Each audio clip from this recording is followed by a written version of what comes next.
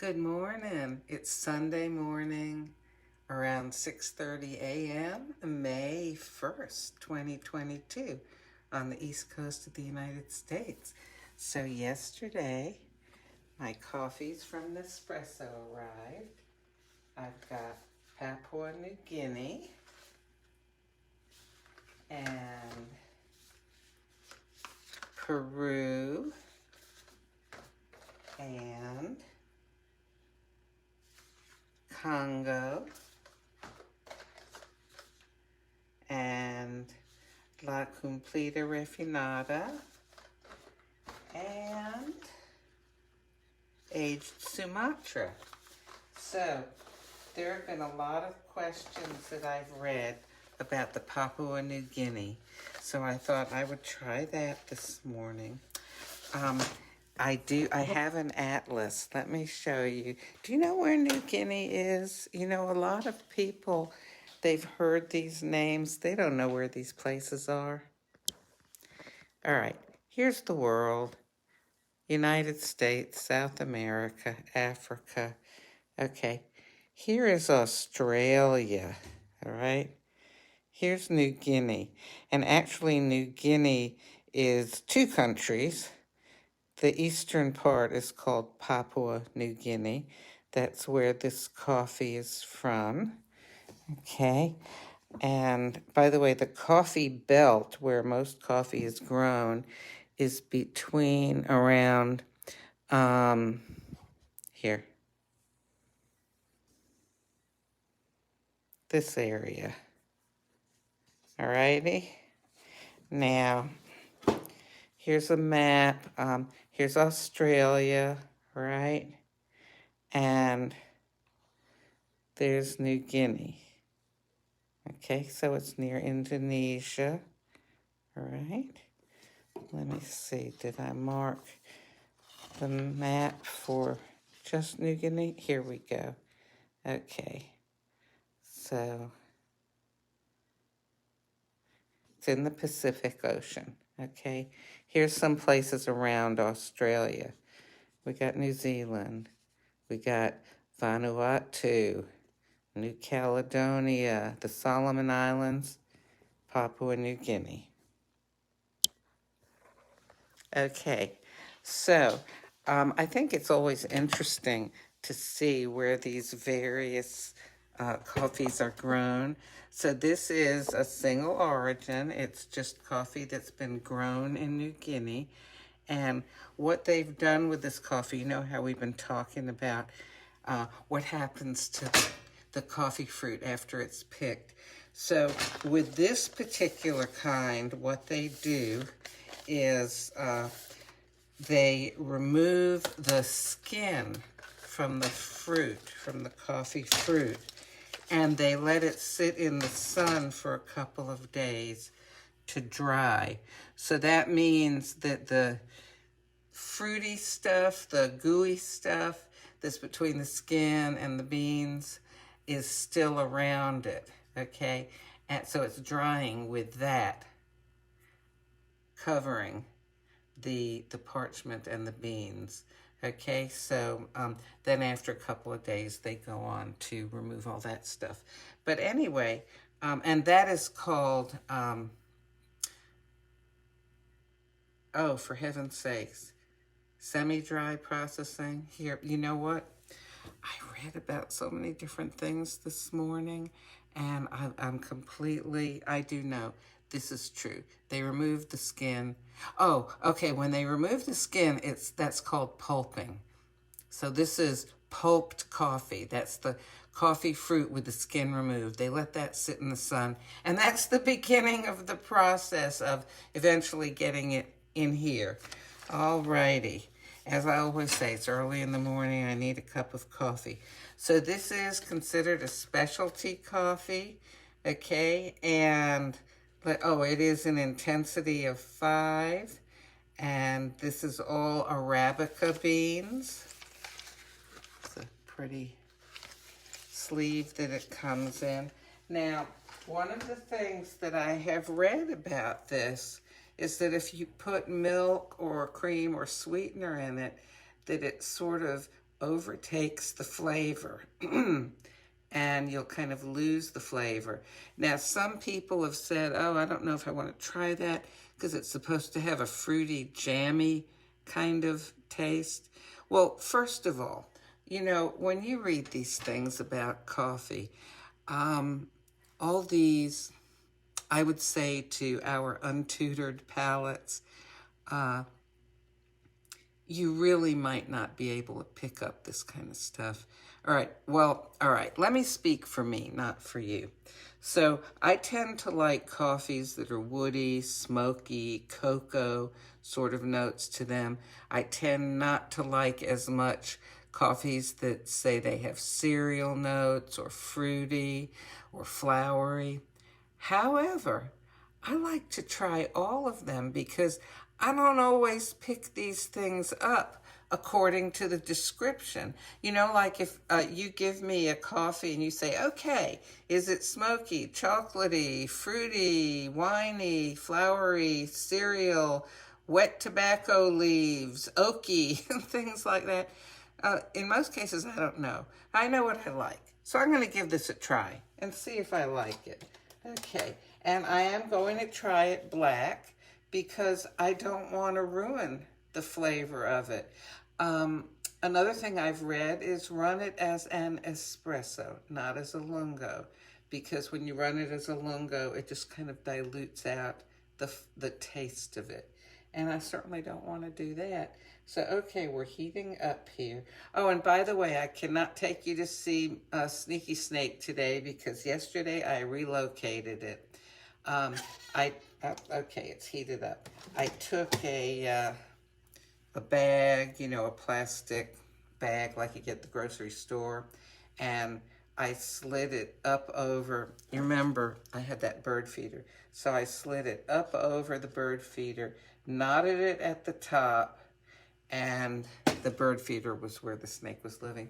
Carried it across the street into some woods, and I let it go there because it took a swipe at one of the birds. Not a swipe to eat it, but to, you know, let it know, hey, get out of here. I mean, it was it was pretty cool.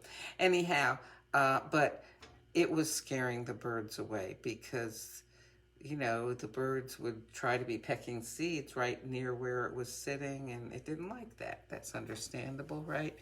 Anyway, I'd rather see the birds. If it comes back, if it can make its way across the road and back behind my house, then it can stay. Alrighty, so here we go. Let's watch this.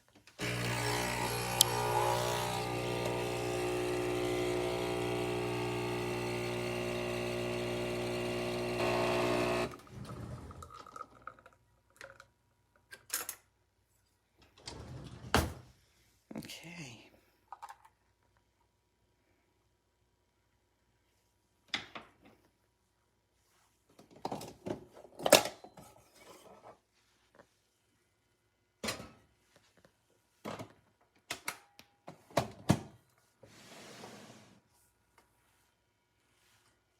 Alrighty. And good morning to those of you who are watching with me. All right, taste the crema.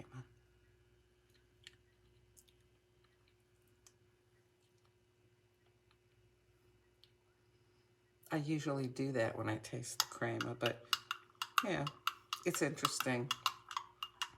It's a little bit on the mild side compared to some others. Okay.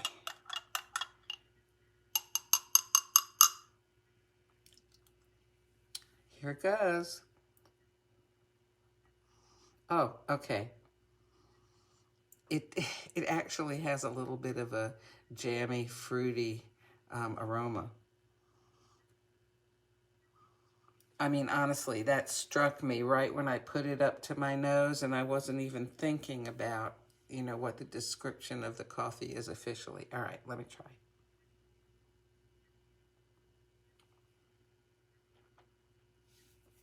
Swooshing it all around my mouth.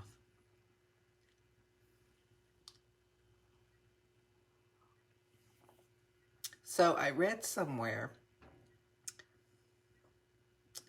that if you made a white wine into a coffee, that would be this. Let me take another taste.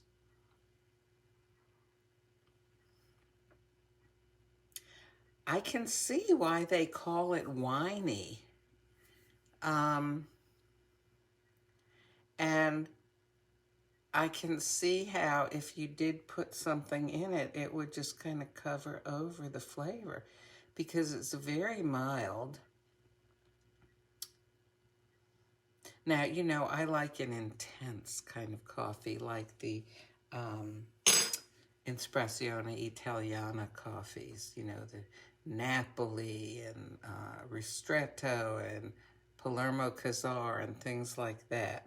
And those intensities are like, you know, very much higher up. I don't know. What do I think? I'm not quite sure what to do with this. You know, I'm almost thinking, no, should I add some tonic water to it and make it into an iced coffee? I mean, it's pleasant. Okay, here, this is what I'll say about it. It's pleasant, but I like more of a punch of strong coffee flavor, and this does not have that. However, I think if you've never tried any of the coffees that are described as fruity or jammy, you might want to try this. It's interesting. Okay, am I going to drink this? Because I did in my order. I got some India and some Napoli. Oh, golly. You know, I really...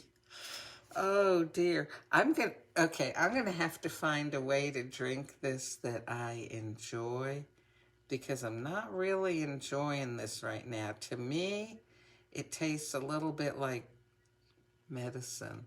I would like to hear from y'all, you know, if somebody likes the Papua New Guinea, what they think of it. I'm going to look for some recipes. You know, I'm afraid to add anything to it, to dilute it too much. However, you know, I have some tonic water in the fridge here. Let me get that out. Yep, diet tonic water. I'm going to put some in here. Why not? Because I know that with another jammy kind of coffee I had the other day, can't remember what it was, but it was good with tonic water. Oh, shoot, and I always forget that tonic water makes things really bubble up. Wow. All right, just in time. There's a crema for you, huh? All right. Oh, my goodness.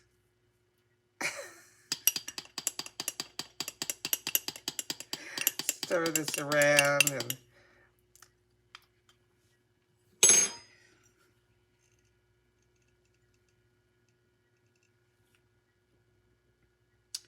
This is very interesting. Oh, my goodness. I mean, let me get one ice cube. I really didn't know what to expect, honestly, because this is, you know, I don't normally even drink tonic water. The only reason I bought it was to make a couple of the coffee recipes. But maybe because it is a fruity, jammy, winey sort of taste to this coffee, that it does go with tonic water. I could drink this. You know what? If I wanted a cold drink in the morning that was refreshing, I could definitely do this. I could see where even adding just a tiny bit of lime to it might make it nice as well. Just a tiny bit. Oh, hey, I've invented something. All right, so we got Nespresso Papua New Guinea. I don't know. I wish they had made it in a more interesting looking capsule. I mean, it says Papua New Guinea on it. But when I think of New Guinea, I think of headhunters and stuff. I mean, it used to be that way. Okay, so there we go. How can I show this artistically? Okay, apparently I can't. Anyhow, here's the ingredients. Okay, we got the coffee, we got the tonic water, and there's an ice cube.